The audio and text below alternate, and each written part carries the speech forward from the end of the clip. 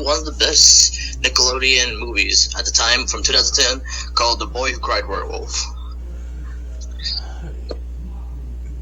For starters. Oh yes, I saw this when I was a kid. Yeah, it just showed up on my TV one day, and I was very interested in it. And I watched the whole movie, and it turned out really great. It's like, from your perspective, how you first got introduced to it. Well, yes, mostly the same as you. It was just like around Halloween at the time, I believe. So I just caught it, and well, it just wowed me. Like, it just never knew it would turn out so like epically amazing. Yeah. So it's been years since I last saw this movie. I think the last time I saw this movie was around 2014. Yeah, the last time I saw it. Oh, not bad. What about you? I mean, wait. I mean, like, well, for me, it was on Netflix, so there's that. So, like, I guess the last time I saw it on Netflix in like Halloween of like last year, I think.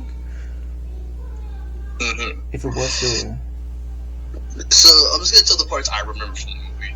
So yeah, it all started with this girl named Jordan. She's coming back from her house. She has some groceries, but she's wondering why the lights are all off. And then she goes to the control room where you could like switch off the lights on and off. And then her little brother Hunter decides to prank her. And I'm like, oh my god, that was funny but kind of cruel at the same time.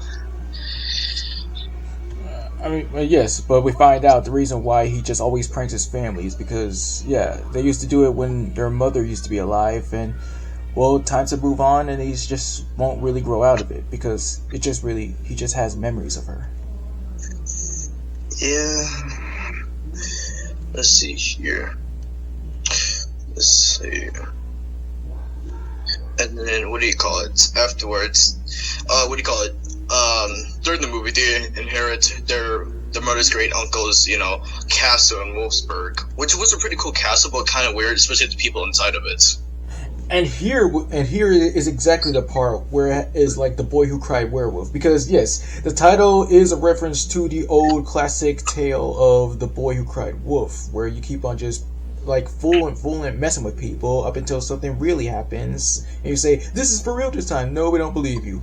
So yeah, it's all part of Jordan and her dad thinking that this inheritance is a little bit of a joke, but no, this is like the real deal. Yeah, and what do you call it? So with how Jordan turns into like this werewolf, because they have like a lab in the castle, and what they're doing, it kind of reminds me of that scene, the beginning part of like their Incredible Hulk when they were putting the serum into like with Bruce. So like that kind of reminds me, because with her blood and everything, and then her behavior started to change. Yeah, that's a fine way of putting it. Yeah, and then like she's eating more like meat kind of products. Not really like because she did mention that she was in a vegetarian diet, but ever since her blood mixed with like the werewolf's blood,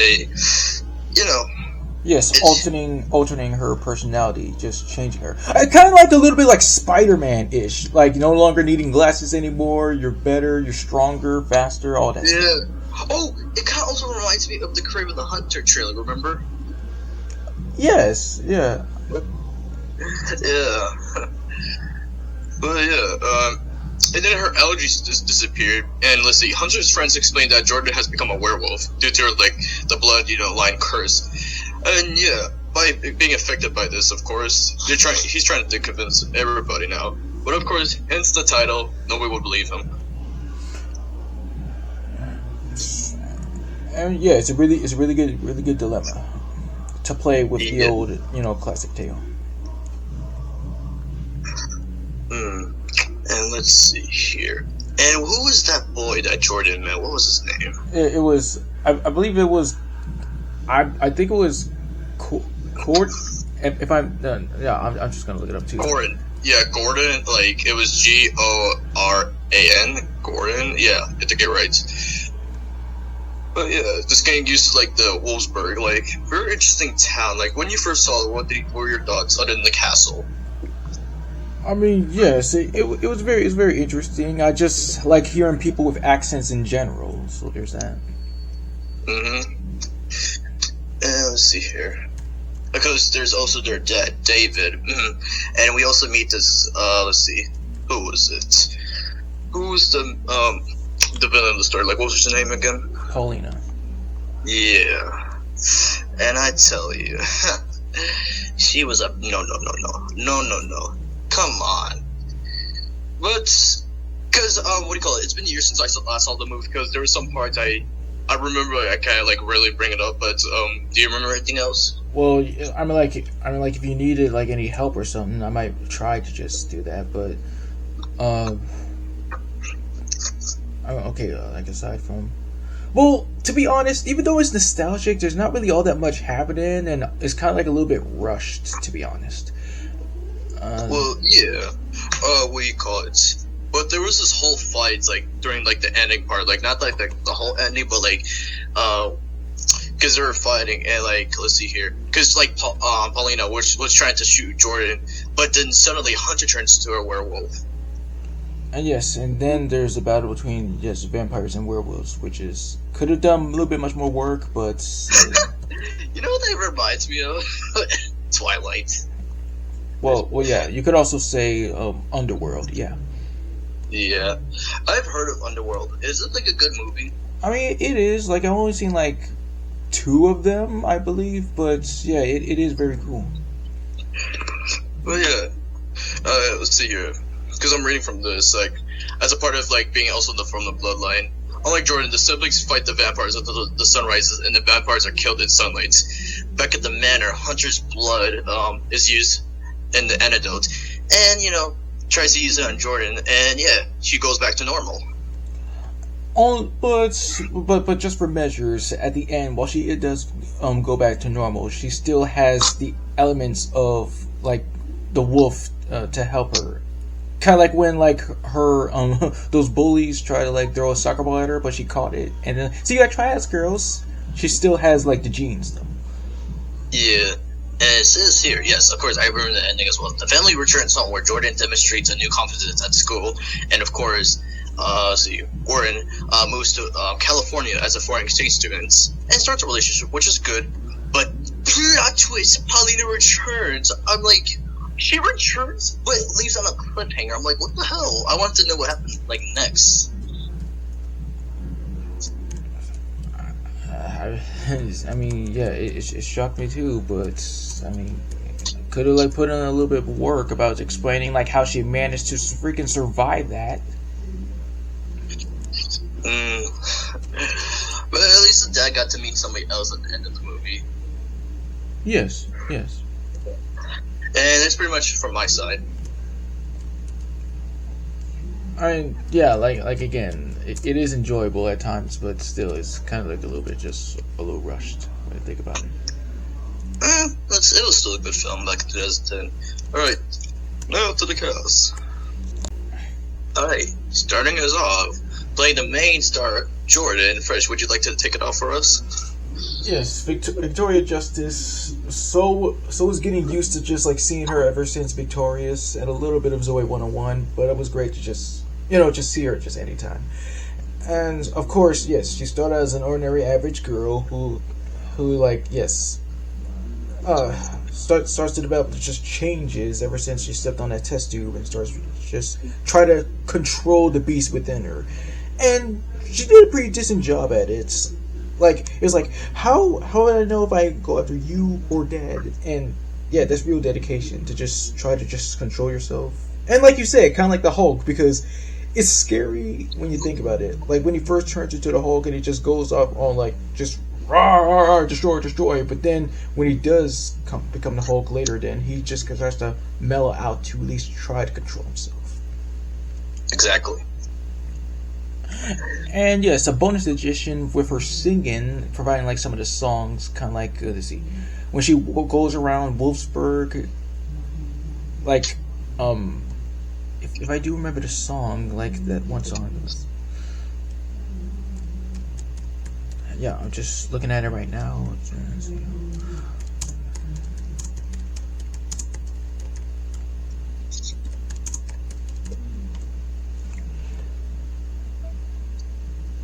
Oh, not somebody else. That's what it is. that song right there, it just kind of like spoke to me more. Nice. But from my side, Victoria Justice, like, yeah, very good actor. Also getting introduced her in Victorious. And yeah, when I saw her in this movie, I was like, oh, cool, she's in this movie. And she did wonderful. For me, she always gets like an affinity for me. But god dang, she really is kind of like intimidating, especially with that makeup part. Like both with the behind the scenes and when she was starting to turn into a werewolf for the first time. It's just for at least for our perspective. Well, yes. And speaking of makeup, kind of reminds me of that one episode of Victorious when she had that mask on, but it was glued into her face. Right. Yeah. But from your side too, what's your score? Well, yes, always infinity. Alright, next up, her brother, played by Chase Ellington. Yeah, I'm saying that right. So yeah, this was my introduction, but I was really shocked to find out that he was in the Tooth Fairy movie with Dwayne Johnson. Alright, yeah, both movies came out in 2002. 2010. Let's see, he was in Malcolm in the Middle, let's see here, 6 Feet Under, The Young and the Restless, How I Met Your Mother, and that's pretty much it, but honestly, we can all relate with younger brothers or like older brothers like this, pulling pranks or this, gossiping each other. It's his life at that point. But with Hunter, he's alright. Well, yes, I agree too. Yes, like again, yes, pulling pranks. It's all fun and games up until you get really serious about like, no, this ain't me. This is not me doing this. And he does manage to just look out for his older sister. Just trying to like keep everybody safe from being like hurt or killed or anything like that. But it was good enough for him to become, the face of Wolfsburg at the end. Yeah, like the protector, so to speak. Yeah. For him, I give him a 10 out of 10. Yeah, same here.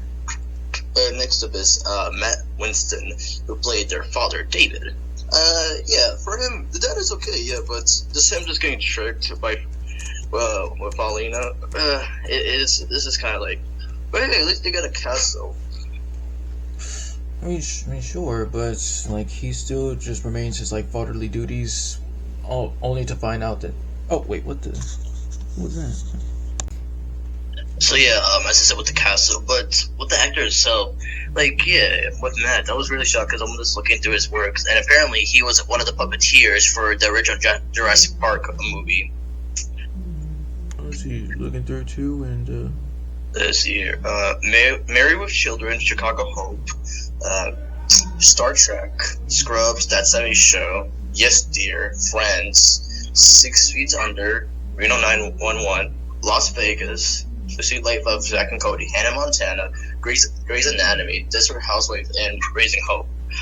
Wow, that's good. Yeah. Yeah, for him, I'll give him a 7 out of 10. But, yeah, 6. Alright, let's see.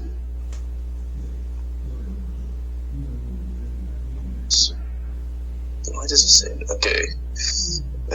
Next up, Brooke D'Osei, if I'm saying that right, who played Paulina.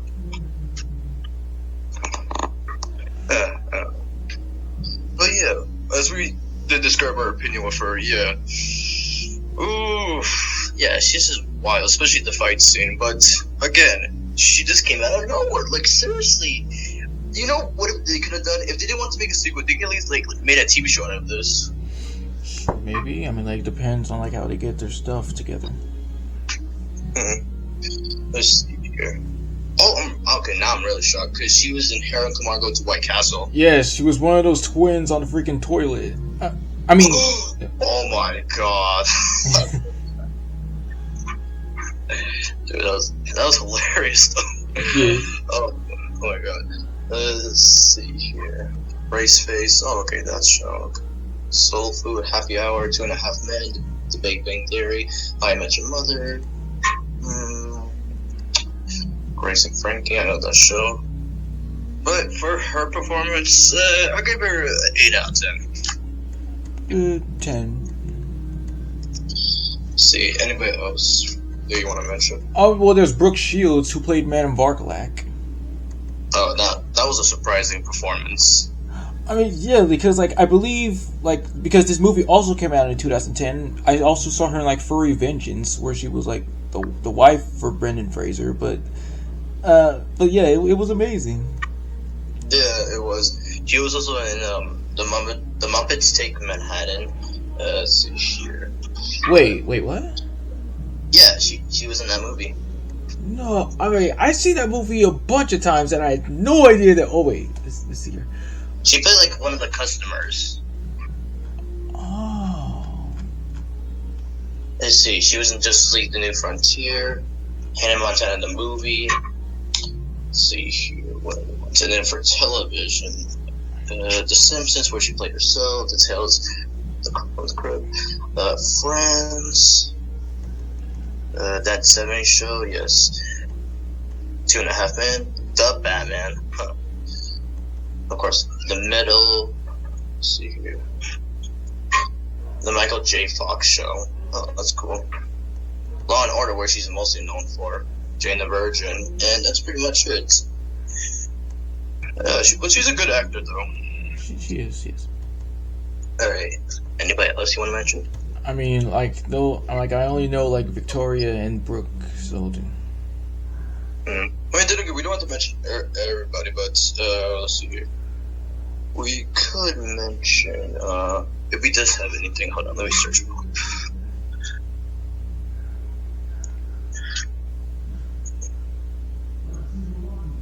Because yeah, this officially have his Wikipedia page. The guy that played Goran. So like yeah, other works he's done was in Criminal Minds, see Hellcats, The Seven Deadly Sins from 2010, of course, Sunny with a Chance, CSI, Smallville. Oh, Smallville, cool.